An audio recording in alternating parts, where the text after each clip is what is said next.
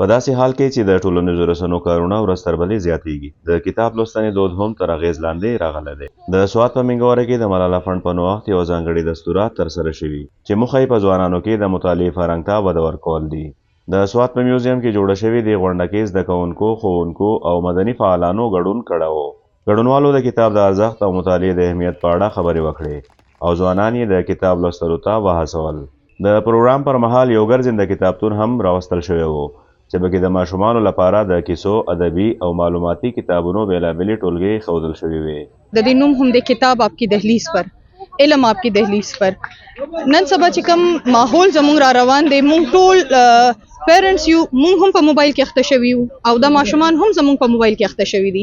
مونږ غواړو چې د کتابونه ماحول دوباره پیدا کړو، د ماشومانو ته پته ولګي چې کتابونه څنګه دي، څنګه ویل کېږي.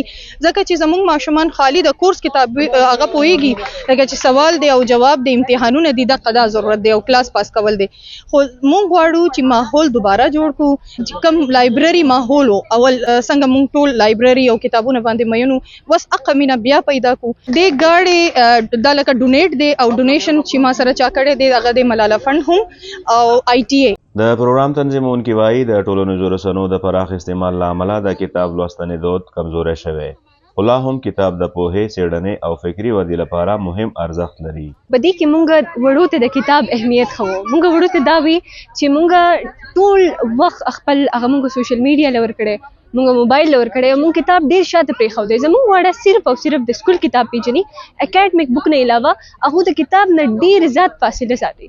نو مونږ هغو ته دا خبره کوله چې کتاب ولې ضروري دی او هغه تا د معاشرې څنګه یو خاص فرد جوړوي، تا څنګه یو داسې فرد جوړوي چې کوم معاشرې له سبا ورځې فایده ورکوي، تا یو ښه بچوړی جوړوي د خپل معاشرې دپاره، زموږ د سوات دپاره او زموږ د پاکستان لپاره. او دغه شانتې په انټرنیشنل لیول باندې کتاب څنګه ستا محنت کولی شي او څنګه ستا د بنیاد جوړېدی شي. ګډونوال وایي دا ډول پروګرامونه نه یوازې د کتاب لوستنې دود پیاوړی کوي، بلکې ځوان نسل د مطالعې او څېړنې لور ته هم هڅوي.